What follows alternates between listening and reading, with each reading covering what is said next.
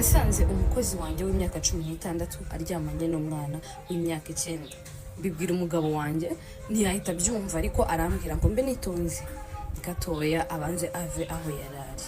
Story time. Uyu mukozi yitwa Sandra, yamuvanye mu cyaro afite imyaka 8. Ntago yahise amukoresha akazi ko mu rugo kuko yari umwana, ahubwo yamujyanye muri private school aho umwana we yigaga.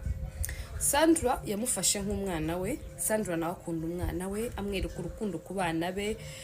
Umva, agera aho ngaho yumva umuntu buramufashe na waramukunda. Yakomeje kumukumirihira amashuri. Hanyuma umunsi umwe Sandra yari afite imyaka 16, umugabo ajya ku rugendo, ajya muri trip y'akazi. Hanyuma ubwo yari yarabyaye n'umwana wa kabiri.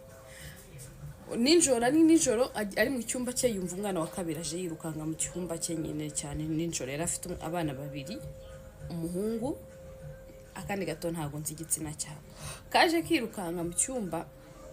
Noneho mama wa karakabaza ngo ni ibiki, karavuga ngo Bobo na Sandra banyirukanye mu cyumba. Yari afite imyaka 9 nawe icyo gihe. Hanyuma avuze ko Bobo na Sandra bamwirukanye mu cyumba, umubyeyi ajya kureba nyine areba iki umwana we bamukoze. Ageze mu cyumba Sandra aramubwira ngo arimo aratudisturbinga kandi turimo turashaka gusoma nyine. Umubyeyi ati okay, reka njyana umwana wanjye noneho kuryamana nawe mukomeze musome ibitabo byanyu. Umubyeyi ageze mu cyumba yumva nyine bimwanze mu nda pe, aribaza se ibi bintu bibaye iri joro bitari bisanzwe biba. Arangije nawe icyo yakoze, yasubiyeyo hashize isaha. Asubiyeyo hashize isaha asanga uwo mwana w'umukobwa w'imyaka 16 ari hasi, ari hejuru y'umwana we w'umuhungu w'imyaka 9. Ntago ngera kuvuga imyaka. Sandra ari hejuru ya Bobo. Umugore ahita avuza induru avuga ati niba icyo urimo urakora wa shitani, ibyo ni ibintu kunkorera umwana. Abakuru y'umwana we w'umuhungu aranje amubwira ngo ibyo ni ibiki urimo urakora. Muhungu aramubwira ati ni anti wambwiye ngo mbikore, ngo nintabikora ngo ngaraza kundega yuko ngo namutotse. Umugore abafasha umukozi aramubwira ati ibi bintu bimaze igihe kingana kibiba. Umukozi aramubwira ati no kuri n'uyu munsi byabaye, nenge nago nzi byamfashe n'uyu munsi byabaye. Umugore ararakara, uburakari buramwica, arangije ahamagara umugabo we. Kurabiza umugabo wari hanze. Ahamagaye umugabo we aramubwira ati sheri uyu mukobwa agomba gusubira iwabo mu cyaro, yarimo arangishiriza abana imico mibi, nasanze ari hejuru y'umuhungu wanjye. Umugabo aramubwira ati tuza ese abaye ari umwana wawe w'umukobwa ugasanga ari kwikorera n'umwana w'abandi, ese umwana wahita umwirukana? Wamukorera iki abaye ari wawe? Uyu mwana urabizi waramureze imyaka 8 mu bana, waramureze wamubereye umubyeyi, ntumwirukane. Burindiriye gato mva hondi turabivugana. Umugore yaruba yubashye umugabo ari kumva. Ntabwo yabikunze nyine, ntabwo yakunze uburyo yasanze umukozi wari hejuru y'umwana we. Yubashye umugabo, yanga kugendera ku marangamutima we, arindira umugabo araza. Aranje abwira umugabo umwana w'umukobwa agomba gusubira iwabo. Umugabo arabyanga, aravuga ati hoya murekera aho ngaho, ahubwo umuhane ntabwo azongera. Umugore mujinya ugakomeza kumwicobora ko murebye, arangije arabyihorera, ariko akirakaye. Umunsi ukurikiyeho yari cyaje mu gihe cy'amashuri. Umunsi ukurikiyeho umugore ajya gufata Sandra ku ishuri. Mwibuke umukozi ariga. Ajya gufata Sandra ku ishuri, amujyana ahantu bajya bicara mu gihe barimo bararuhuka nyine, bagiye bashaka ngo gufata gafresh, ajya ajyana abana b'inyine. Bajya kwicara, bajya kuganira.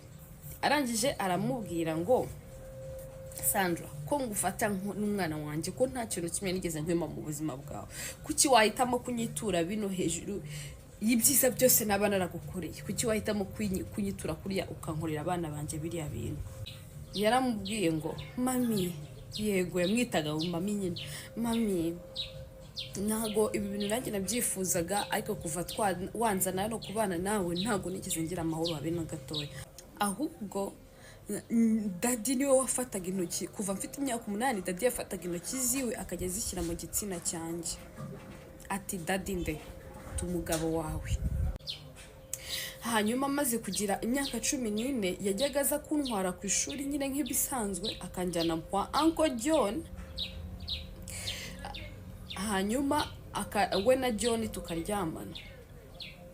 abagabo babiri.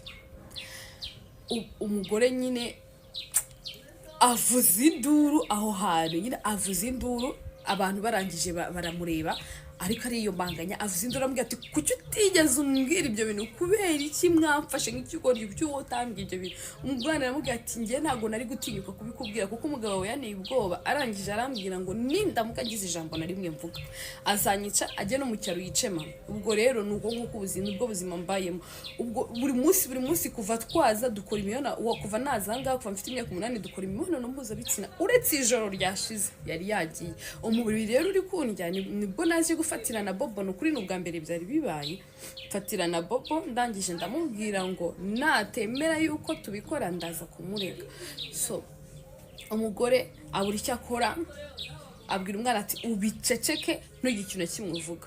Umugore afite ikibazo kigira gutyo, ese ibi bintu koko mbijyane kuri polisi, nyine bafunga umugabo direct, kuko ni mujyana kuri polisi bagatangira gukora investigation. Umugabo wanjye azankorera ikintu kitari cyiza, akunda icyubahiro kiwe cyane.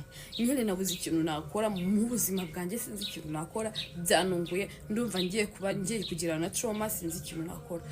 Mumugira inama, simbizi, mumbwire aba yari wowe ibyo bintu biriho, ese mwagira umuntu gute inama se, cyangwa wowe wabigenza gute kugira ngo umugabo ataza kugira umuntu n'umwe ababaza kandi aze gushyikirizwa amategeko. Thank you, love you.